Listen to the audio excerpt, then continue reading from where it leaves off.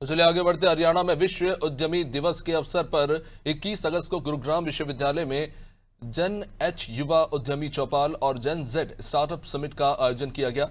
इस कार्यक्रम में हरियाणा के मुख्यमंत्री नायब सिंह सैनी ने प्रदेश के युवा उद्यमियों, स्टार्टअप संस्थापकों और छात्रों से सीधे संवाद किया। मुख्यमंत्री ने युवाओं को सफलता के लिए मेहनत, दूरदृष्टि, धैर्य और लक्ष्य के प्रति निरंतर समर्पण को जरूरी बताया।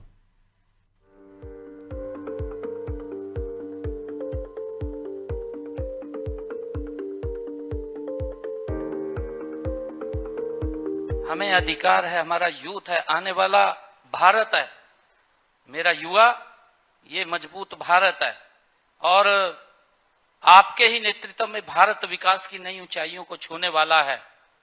और मैं ये चाहूंगा कि हमें पिछला बैकग्राउंड जरूर देखनी चाहिए, वो भी दौर था। मुख्यमंत्री नायब सिंह सैनी ने अपने संबोधन में कहा कि आज की नई पीढ़ी केवल अपने सपनों को पूरा करने तक सीमित नहीं है, बल्कि रोजगार के नए अवसर भी पैदा कर रही है। उन्होंने युवाओं से नौकरी मांगने वाले बनने की बजाय नौकरी देने वाला बनने का आह्वान किया है। नायब सिंह सैनी ने जेन जेड युवाओं को लेकर बने नकारात्मक नजरिए को खारिज करते हुए उन्हें जेन एच यानी जनरेशन हार्ट बीट बताया और कहा कि यही युवा देश की धड़कन है। मुख्यमंत्री ने युवाओं से नशे से दूर रहने और अपनी ऊर्जा को शिक्षा, कौशल, करियर और उद्यमिता के क्षेत्र में लगाने की भी अपील की है। कार्यक्रम के दौरान उन्होंने युवा उद्यमी यात्रा के तहत 2 विशेष बसों को हरी झंडी दिखाकर रवाना किया। यह यात्रा दिसंबर 2026 तक प्रदेश के कॉलेजों, विश्वविद्यालयों, औद्योगिक प्रशिक्षण संस्थानों और कोचिंग संस्थानों तक पहुंचेगी। इसका उद्देश्य युवाओं को स्टार्टअप और स्वरोजगार के लिए प्रेरित करना है।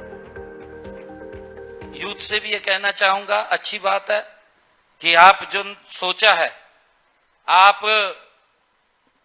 नौकरी खोजने वाला नहीं, नौकरी देने वाला बने। एक तो नौकरी खोजता है, स्टार्टअप्स के अंदर तो आप नौकरी देने वाले बनते हैं। जब आपने स्टार्टअप शुरू किया यश जी, कितने 2000 बच्चे कितने लगे हुए इसमें आपके पूरे? लगभग 2000 सर। 2000 अभी बता रहे थे ना, मैं सुन रहा था।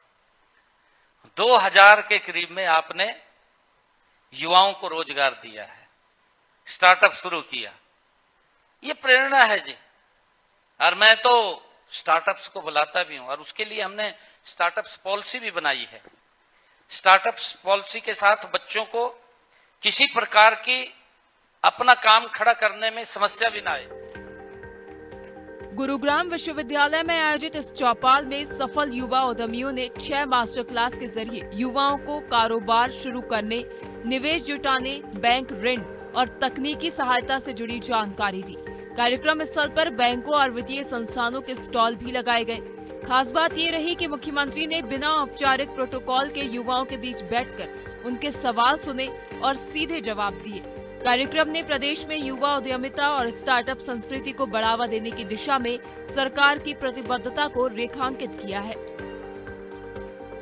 मैंने पिछले बजट के अंदर इस बात की घोषणा की थी कि बच्चे अगर हमारे यूनिवर्सिटी विषय के ऊपर रिसर्च करती है तो उसको हम 20 करोड़ रुपए का वो फंड मैंने अलॉट किया था। सभी यूनिवर्सिटियों को वो मैंने जारी भी किया है ताकि बच्चे हमारे रिसर्च करें, नई नई चीज के ऊपर रिसर्च करें।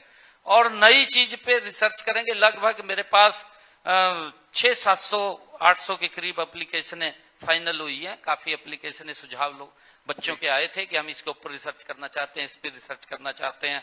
बहुत सारी अलग अलग यूनिवर्सिटी के पास आई है और उनमें से जो भी मान ले उसका प्रोडक्ट बनता है या कोई आइटम बनती है, रिसर्च करने के बाद जिसका समाज को लाभ होता है तो वो हमारे यूथ को भी उसका लाभ मिलेगा। हम उसके ऊपर भी गति से काम कर रहे हैं ताकि हमारे स्टार्टअप्स को आगे बढ़ा सके। और इसके साथ साथ आदरणीय प्रधानमंत्री जी ने मुद्रा बैंक की योजना चलाई जी। मुद्रा बैंक के माध्यम से कि यूथ को अगर वो अपना काम करना चाहता है तो उसको पैसे की दिक्कत ना आए, उसको आगे बढ़ाया जा सके मुद्रा बैंक योजना के तहत। और उसका भी बहुत बड़ा बजट मुद्रा बैंक के तहत यूथ को पहुंचाने का काम किया है।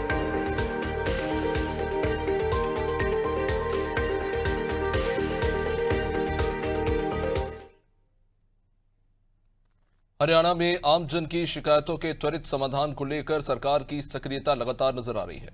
गुरुग्राम में आज जिला लोक संपर्क एवं कष्ट निवारण समिति की मासिक बैठक हुई, जिसकी अध्यक्षता मुख्यमंत्री नायब सिंह सैनी ने की। इस बैठक में लोगों से जुड़े कुल 17 शिकायतें मुख्यमंत्री के सामने रखी गई। मुख्यमंत्री ने एक एक मामले को गंभीरता से सुना और इनमें से 14 शिकायतों का मौके पर ही समाधान भी किया। वहीं 3 मामलों को लंबित रखते हुए मुख्यमंत्री ने संबंधित अधिकारियों को गहन जांच करने और अगली बैठक तक विस्तृत रिपोर्ट पेश करने के निर्देश दिए।